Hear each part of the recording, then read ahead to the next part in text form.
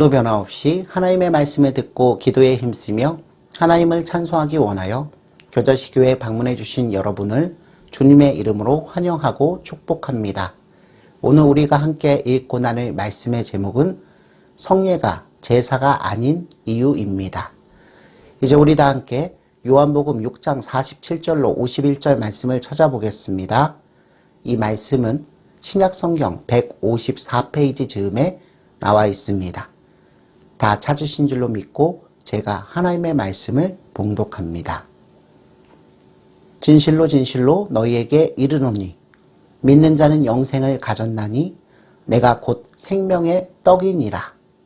너희 조상들은 광야에서 만나를 먹었어도 죽었거니와 이는 하늘에서 내려오는 떡이니 사람으로 하여금 먹고 죽지 아니하게 하는 것이니라. 나는 하늘에서 내려온 살아있는 떡이니 사람이 이 떡을 먹으면 영생하리라. 내가 줄 떡은 곧 세상의 생명을 위한 내 살이니라 하시니라. 아멘. 사랑하는 성도 여러분, 로마 가톨릭 교회에서는 성찬을 제사, 미사라고 합니다.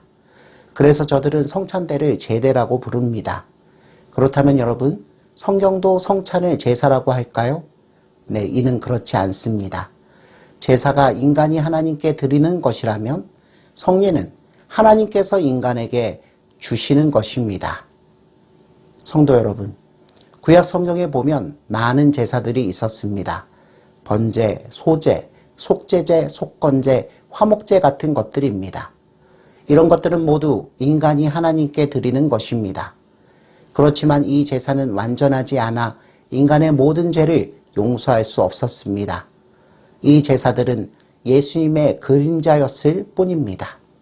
실체가 오면 사라질 것이었습니다. 그래서 그 모든 구약 제사는 사라졌습니다. 왜냐하면 예수님께서 십자가 위에서 죽으심으로 완전한 제사를 단번에 하나님께 드리셨기 때문입니다. 사랑하는 성도 여러분, 이제 더 이상 제사를 하나님께 드릴 필요가 없습니다.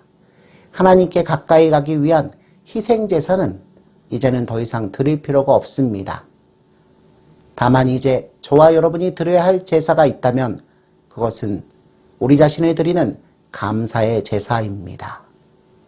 그런데 여러분, 성례는 하나님께서 저와 여러분에게 주시는 선물입니다.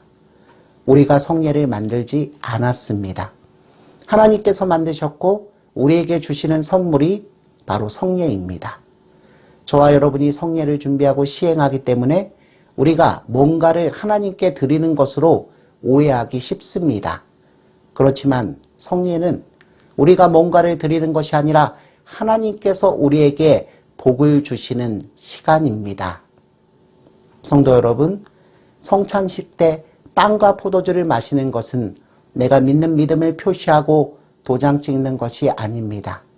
성찬식에서 하나님께서 저와 여러분에게 주시고 우리는 하나님으로부터 받는 시간입니다. 빵은 우리를 위해 찢기신 예수님의 몸을 표시합니다. 포도주는 우리를 위해 흘리신 예수님의 피를 가르쳐 줍니다. 성찬식에서 빵과 포도주를 먹고 마시면서 하나님께서 십자가의 복음을 우리에게 이해시키시고 확실하다고 선포하시는 것입니다. 그렇기 때문에 성찬식을 위해 저와 여러분이 특별히 준비할 것은 없습니다. 성찬식을 앞두고 특별히 금식을 하거나 기도 시간을 더 늘리든가 할 필요가 없습니다. 성찬식 중에 예수님의 십자가를 생각하면서 더 슬퍼하거나 눈물을 흘릴 필요도 없습니다. 왜냐하면 성찬식은 우리가 드리는 시간이 아니라 바로 받는 시간이기 때문입니다. 사랑하는 성도 여러분, 저와 여러분은 성찬식을 통해 하나님의 복음 약속을 단지 믿음으로 받기만 하면 됩니다. 오늘 하루도 제사가 아닌 성찬을 통해 그리스도의 신부요 하나님 아버지의 자녀로서 연합하는 저와 여러분이 되시기를 주님의 이름으로 축원합니다. 아멘.